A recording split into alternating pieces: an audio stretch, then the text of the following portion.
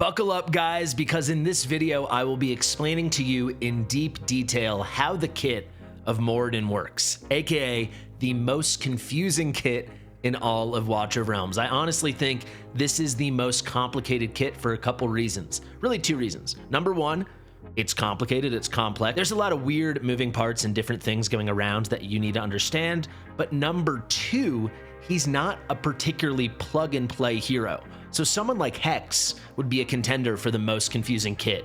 There's so many different stipulations and qualifications and this, that, and the other for you to fully understand what he's going to do on any move and all the RNG, this, that, and the other. But it doesn't matter. You just use Hex, and if you don't want to get engaged with the nitty-gritty on Hex, you can kind of just click buttons and he does boom boom, right? He does DPS. With Mortyn, a tactician hero you need to think about moving around, who has two different states, a DPS state and a charging state, that you personally need to manipulate if you want to get the most out of the kit, you actually have to understand a lot of the inner workings of how this character works. He's not just press the button, go boom boom. He's gonna go boom boom, but you need to properly manipulate the kit and use it to your best advantage. So for that reason, I really do think he is like the most confusing character in Watch of Realms. I spent a lot of time getting to know him and his kit, and also have been preparing for this video for days now because I really want it to be silky smooth. So let's dive deep and let's break down the craziness that is Morden's kit. Before we do, though, I've been promising you guys for days, let me share with you my exclusive promo code to celebrate the second anniversary of Watcher of Realms. Fastidious. Fastidious. This code does have a use limit of 200,000. Sounds like a lot, but historically we have seen these get used up. So the second you see it, definitely put this code in. And additionally, it does expire at the end of the day, end of reset in-game on the 28th. So when this video comes out, you'll have about 5 days to use this code, but use it sooner rather than later because, like I said, there's only 200,000 uses. So to use the code, you click on the avatar over here, go to settings, click on this key right next to me where it says redeem code, and it is going to be Fast X War Gift. So like Fasti buy War Gift. Fast X War Gift. Okay. Also put this in the description if you want to copy and paste it. You can go to your mailbox and you will find 100 diamonds and one huge stamina pot. To my knowledge, there's like at least another dozen creators that have a code like this, so they all add up to some really good rewards. It's the number of content creators with a code times 100 diamonds and the number of content creators with a code times one huge stamina pot. So it's something like 1,200 diamonds and 12 huge stamina pots, or 1,400 diamonds and 14 huge stamina pots. Pretty dang sweet. Go ahead and claim that. Thank you guys for your patience. I typically don't like sharing my codes over the weekends because my videos are so busy anyway. I think it's better at the start of the week. But there we go. Let's get right into it and let's talk about Moriden. I'm going to try to go slow. I know sometimes I talk fast. This guy's kit is confusing. Have I not made that clear? However, if you understand it, you're going to be blown away by how good he can be for your account. I think a lot of people have been underwhelmed with Moriden because they're not using him correctly. I want to help you change that. And also, if you want to see him in action, tomorrow I will be releasing a Moriden guide where I'm going to show him off in Abyss 1, and it's going to be pretty dang sweet. So his talent. Something to know about Watch of Realms in general with these talents: every period marks the end of a talent, and if there's more, it's a new talent. So even though it says talent, it's really talents. So let's approach it that way because there are three different big things happening here. The first one is the least important. When deployed, he triggers Deep Cleave that deals 300% defense penetration damage to one enemy in his basic attack range. That basic attack range is just 2 tiles in front of him. And what is this attack? It is a single use right when you drop him down. Someone 1 tile in front of him or 2 tiles in front of him is going to receive 300% damage that can crit and will ignore 100% of the defense. This is fully ignoring defense. It's full defense penetration. It's a very nice singular instance of damage, but it only happens once. It's not that important for most content. It just kind of is what it is. The next two things are incredibly important though, so let's go to the second talent now. If no enemies are in range, he enters a charging state and gains 1 stack of Dark Infusion every 5 seconds. So there's a lot to break down there. First, if we zoom out, who is Moriden, he can kind of be two heroes. It's like the tactician coming through. When he's facing something or there's something in his attack range or coming through his attack range, he is in a DPS state. When he's turned away from something or nothing's passing through his attack range, he is in a charging state, where in that charging state, he is effectively doing two very interesting supporty things. One of them is he's building rage up for himself, and additionally, if you ult while he's in a charging state, he will give rage to his allies. More on that in a second, but also he's giving support stuff for himself because he's revving himself up for the next time you choose to ult and turn him into the DPS state, point him towards something, or put him in a spot where there actually are enemies coming through, because he's gaining these stacks of Dark Infusion every 5 seconds. So what is Dark Infusion? Well, each Dark Infusion increases the base attributes by 10% during the next Prince of Darkness state and extends the state duration by 4 seconds. So even more to unpack there. Let's start with the beginning. Each stack of Dark Infusion, and you can see the effect can stack up to 5 times, aka it can fully stack over 25 seconds, right? He's going to get 1 stack of Dark Infusion every 5 seconds. So as long as he's turned away from something or nothing's coming through his attack range for 25 seconds, he'll get 1 stack every 5 seconds. So 5 total stacks. And the first thing those Dark Infusion stacks will do to help him is increasing his own base attributes by 10%. This is humongous because base stats are what all your gear and everything are scaling upon. So if you have an attack bonus piece of gear on the right side of your gear map, for example, it is scaling off of that 66% or 60%, depending on the kind of gear. When it's maxed out at plus 16, it is going to scale off of the base attributes. So as the base attributes increase more and more and more, so does everything you've built upon him. So if you've got a full 5 stacks, you're getting a 50% boost to his base stats, which then everything scales from. So if we look here, he already has pretty dang good base attack. This is at A0. He has 5,400 attack. However, if you had him in a charging state and he's going into his ult when you switch him to face something or have something in his range and he's entering a DPS state, if you have 5 stacks, that is an additional 2,700 attack, and that is base attack. So everything is now scaling off of not 5,400, but 5,400 plus 2,700, which, quick maths, is 8,100 base attack. So basically, if you keep him charged away and he gets a full 5 stacks of Dark Infusion, he will have Ardia levels of base attack. He'll have the highest possible base attack someone can have in the game. And of course, as I've said multiple times now, that is what everything is scaling off of. There's an extra line here though, and this is really, really key. So not only does each stack increase the base attributes by 10%, but each stack is going to increase the duration of the next Prince of Darkness state by 4 seconds. So if you have 5 stacks, a full maxed out 5 stacks, you will increase the next Prince of Darkness state by 20 seconds. To understand how good this is, we have to understand what the heck a Prince of Darkness state is. So let's quickly hop to the ultimate and talk about that. Let me show this now. This is triggered upon ulting. When he ults, he does 1 big instance of defense penetrating damage. We'll circle back to this, but on top of that, he puts himself into the Prince of Darkness state. So this lasts 20 seconds, but again, 4 additional seconds for every stack of Dark Infusion when you trigger this and put him in a DPS state. So facing a target, we're having things coming through. So if you do it properly, you've got a full 5 stacks. He's coming in with 50% increased attributes, and the Prince of Darkness state will last 40 seconds. An incredibly long ult. And to understand why this is so important, it's because the Prince of Darkness state is insanely strong. Basic attacks become Soul Strike, dealing 320% damage. When we get into the passives, you'll see that this is even stronger than you realize. On top of that, if you choose to keep him in a charging state, the Prince of Darkness state is going to improve that as well. To fully understand that, we have to go back to the final talent in this kit, this last sentence. At max stacks of Dark Infusion, changes charging state to restore 10 rage for the hero per second.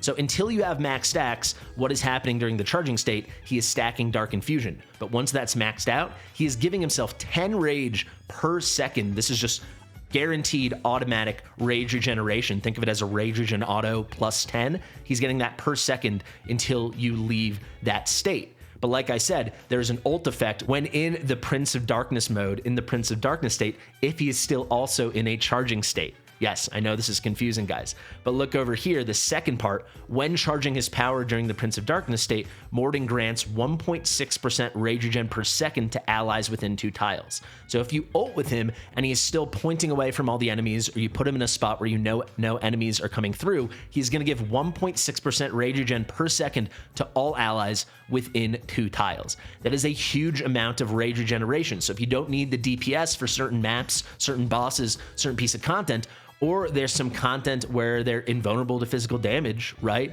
You can have him just double down in this charging state and become an amazing rage regen hero as a melee unit. If you want to fully understand how powerful this rage regeneration is, when Hollow ults with her big Hollow range, she is giving rage regen equal to 1.4% rage per second. Moriden, if you ult with him and he's doing the Prince of Darkness state while still in a charging mode or charging state, he is giving 1.6% rage per second to all allies in a 2-tile range around him. So if he is in the middle of the group and that 2-tile radius is touching everyone, he actually becomes, for that period, a better rage regeneration hero than Hollow, which is pretty nutty. All right, let's dive into each and every skill. Sorry the talents are so confusing. If you have any follow-up questions, let me know in the comments. But now that you have a sense of the talent, and we've actually gone in and out of the skills a little bit with the ultimate and the Prince of Darkness state, I think everything will start making more and more sense. Let's start with the easiest thing I'm going to talk about all day, and that is the physical attack, his basic attack, at full skill ups. And by the way, everything we discuss in this video will be at full skill ups. He deals 120% damage to one enemy. This is normal physical damage, 120% to one enemy in range. He's got that 2-tile range.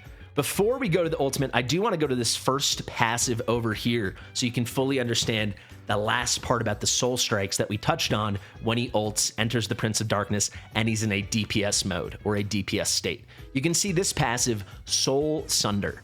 During the ultimate, Soul Strike, which is what happens the duration of the ultimate, he has the initial burst, then he enters the Prince of Darkness state, and if he is DPSing, every basic attack becomes Soul Strike, so it's a revved up basic attack, but additionally, each one of those Soul Strikes from the passive has a 25% chance to be enhanced, meaning it ignores 60% of the target's defense and restores 50 rage for the hero upon cast. So every basic will have a 1 in 4 chance to ignore 60% over half of the target's defense, and it will restore 50 rage, not 50% of the rage, but 50 rage towards Moridin's next ult. And that is really powerful. It's a lot more defense shred, it's a lot more DPS, and it allows you to bring up his next ultimate a heck of a lot faster. When we get into Awakenings, you'll see why his A1 is so desirable, because it revs this one up in a pretty major way.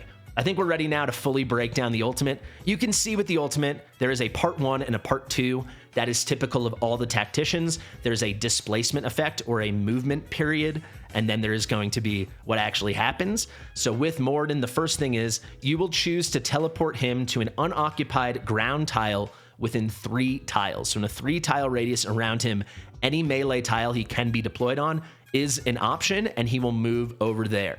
Upon arrival, he's going to trigger Whirlwind Strike. This is just a better version of the Deep Cleave from the first part of the talent that we discussed before. This Whirlwind Strike, he deals 600% damage that can crit and will ignore 100% of the defense to one enemy within 2 tiles of the hero.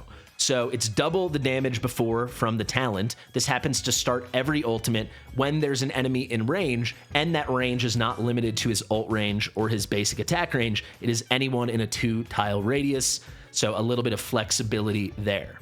2 quick things to talk about here with that displacement moment. If you just double click on his quick cast, or if you click on him and then click on the square he's already on and point him in the same direction, he doesn't have to move. He'll still do all this stuff. He'll do the Whirlwind Strike, dealing the 600% defense penetrating damage, but you don't have to move him. You can see in that example that they're showing above me, this little demo of the ultimate. There, he is displacing himself, he is moving, but you don't have to. You can quick click, or you can just keep him on the same spot. Additionally, if you move him away from stuff, yes, there'll be nothing to hit, but he gets the secondary effect of the Prince of Darkness state with the additional charging and all that stuff. The final thing here, so once we've done the displacement, once we've done the big burst of damage, is he's going to enter that Prince of Darkness state. Again, it lasts the duration of the ultimate, 20 seconds, plus an additional 4 seconds for each stack of Dark Infusion he had, so it can last up to 40 seconds. and it does increased damage on every single attack, every basic attack, which is all of his attacks besides the Whirlwind Strike or the Deep Cleave at the beginning of the battle. Everyone is revved up, and instead of dealing 120% damage, it is 320%, or there's no one to hit, and he's going to generate Rage 1.6% for everyone within 2 tiles. So it's either a lot more DPS or a lot of support for everyone with that Rage regeneration. One thing to note about the Rage Regen effects are not stackable in this game, unfortunately, so this will override Hollow or override Elwyn since it's a stronger effect, but you can't stack it with them. However, for content where you don't have a Rage Regen hero, you're using like a Faircian and Aelin, for example, no one's bringing Rage Regen, this can be kind of god tier. And remember, those Soul Strikes have a 1 in 4 chance from the passive to be increased and ignore 60% defense and give him 50 Rage, so he gets closer to his next ultimate. We already discussed this passive here, Soul Strike, so we have one more passive and his bond skill. Let's start with the final passive. That is going to be Hell's Envoy, and this is very cool, and there are very practical applications for this. After he maintains the Prince of Darkness state for 60 seconds in total, permanently, he will gain 50% increased damage.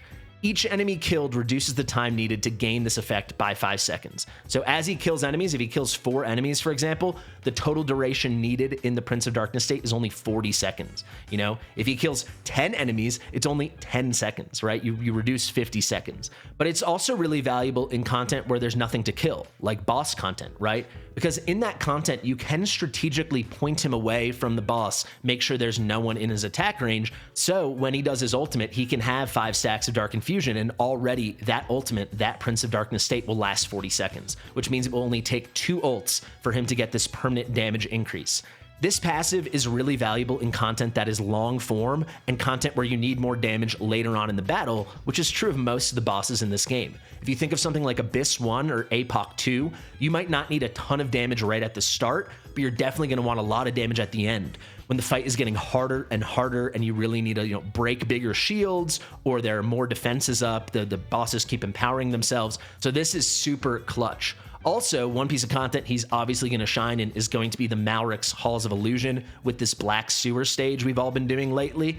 This is really strong there, because you can very easily move him around and make sure that he's got a full 5 stacks of Dark Infusion whenever you really need to use him in most of the challenges. So very quickly, he's going to have this maxed out, and those fights last an incredibly long amount of time. So whether it takes 2 ults or 3, 2 Prince of Darkness states or 3 total, you're going to have 50% increased damage for all the hard parts of the fight, fully guaranteed. This is a very underrated and very powerful passive.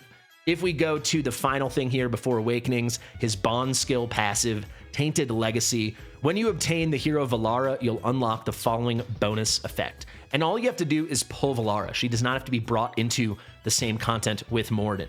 So for example, you very likely may not be using Valara in Abyss 1, but you very likely may be using Moriden. He'll still get this effect once you've pulled Valara, even if she's not brought into that battle on the team. That is true of every Bond skill in the game. But what does the Bond skill actually do? Well, there are 2 parts of it. It's going to reduce his initial deployment costs by 6, so nice for PvP content, or if you want to get him out quickly in certain Malric stages.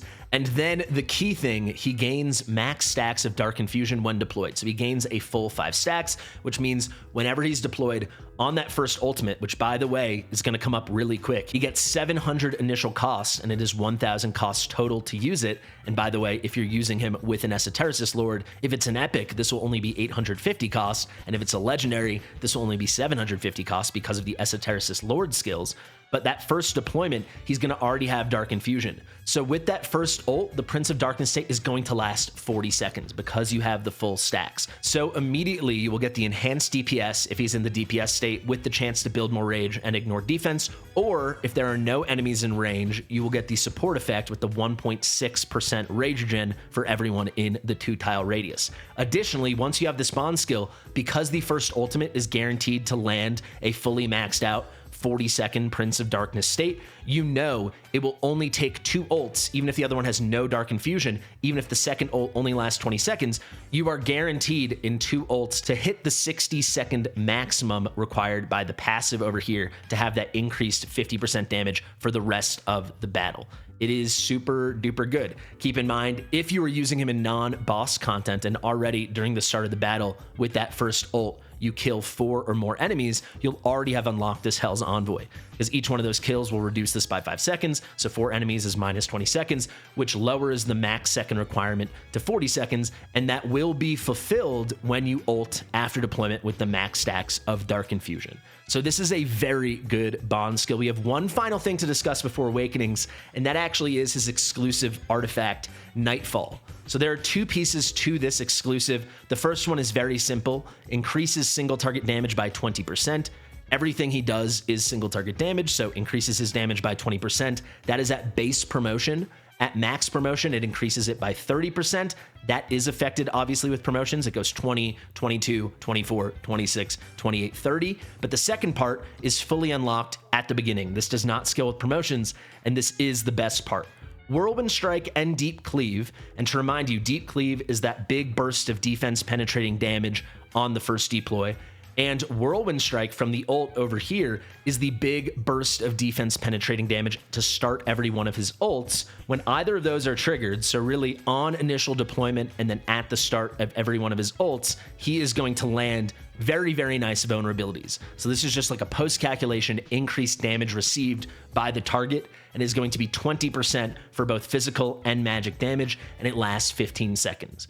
So that is 3/4 of his base Prince of Darkness state. What's really clutch there, if you time it out for certain things like shields, I'm thinking Abyss 1, it will last the duration of the shield. So everyone, both physical DPS and magic DPS, will be dealing increased damage by 20%. The damage taken by the enemy will be increased. Let's go to the awakenings now. There are 2 key awakenings, but we'll break them all down. The first key awakening is over here, the A1. This is something I personally pulled for. As you can see, I've got an extra copy. This awakening is really nice. So during the ultimate, increases the chance to trigger Enhanced Soul Strike with basic attacks by 20%. Remember, during his ultimate, when he's in a DPS mode, when he's in a DPS state, all of his basic attacks become Soul Strike, and they come with his passive when it's skilled up with a base chance of 25%, 1 in 4, to both ignore 60% of the target's defense and restore 50 rage to Moriden, right? Every time they do one of those basics and you hit the 1 in 4 chance. The chance now is increased from 25% to 45%. There's an increase of 20%. It becomes nearly a 50-50, and basically leaning on this passive for both extra damage and for bringing his ult up back faster because he's gaining rage, it all becomes much more reliable.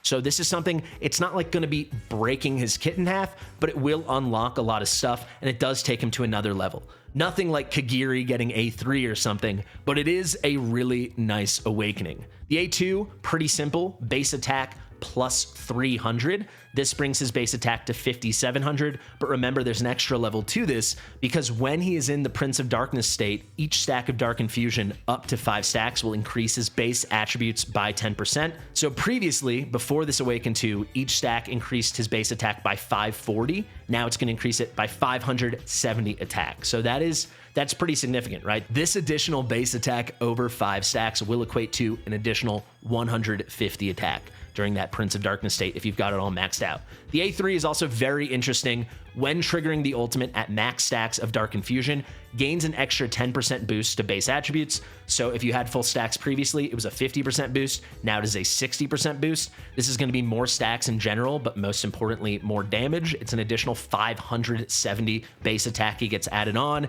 And then, of course, as I mentioned a few times, everything scales off of that. And then a secondary effect here at Awaken 3. During Prince of Darkness state, when not in charging state, he can also restore rage for nearby allies at half the normal value. So now, even if you're keeping him in a DPS state, he is facing a boss or he has enemies in his range or coming through his range, he will still give rage regeneration to all allies within 2 tiles, but instead of it being 1.6% rage per second, it is 0.8% rage. This will not override Eloin's passive or Hollow's ult. However, if you don't have another source of rage regen, this could be really, really helpful and really nice for a lot of future content or certain problems you're having right now. The A4, really simple, 8% penetration, so this is just additive. He's ignoring another 8% of defense. And then finally, the A5, very niche right now for certain content, but you can see this is an addition to his second passive, Hell's Envoy after maintaining Prince of Darkness state for the required duration, so 60 seconds or less if he's getting kills along the way. He is going to earn himself permanent damage reductions, an additional 30% physical damage reduction, and magic damage reduction. This is stackable with other buffs he's getting from allies, so it can make him incredibly tanky, though this is not a buff or an improvement he shares with anyone else. But if ever there is content where you need Mortyn tanking, this is going to make him like a wall. This is going to make him pretty dang solid. He is going to be hard to deal damage against, but I think most people are most concerned with DPS and then supporty effects. That does not affect anything. So in my opinion, the A1 is the most valuable, very quickly followed by the A3. Obviously, the A3 is harder to get, but this A3 is underrated in my opinion. All in all, he's got very good awakenings, but not awakenings that like completely transform the character in the kit. Nothing like an A1 Diao Chan or an A3 Kagiri, A5 Kagiri, A3 Sung Wukong, A5 Sung Wukong. You can tell I think Moriden is unbelievably cool, unbelievably unique. He's also a character I think will scale incredibly well in future content. There is so much power in this kit in such a unique way. I think it can scale very well into the future of Watcher of Realms, so I hope you were able to pick up a copy. Like I said, I'm gonna have a Morgan showcase coming really soon. I'm gonna compare his DPS at A0 and A1, and then I'm also gonna show him off in Abyss 1. But there you go. Very good kit, but extremely complicated. I really hope I made it a bit more simple for you guys to grasp. I know it is confusing. Like I said, if you have any additional questions, let me know in the comment section below. I've been Fastidious. Thank you to R-Type for editing this video. Make sure, guys, you are subscribed to the channel. Finally, do not forget my promo code. It is FASTXWARGIFT. You get 100 diamonds and one huge stamina pot. Share with your mother, and I'll see you real soon. Bye.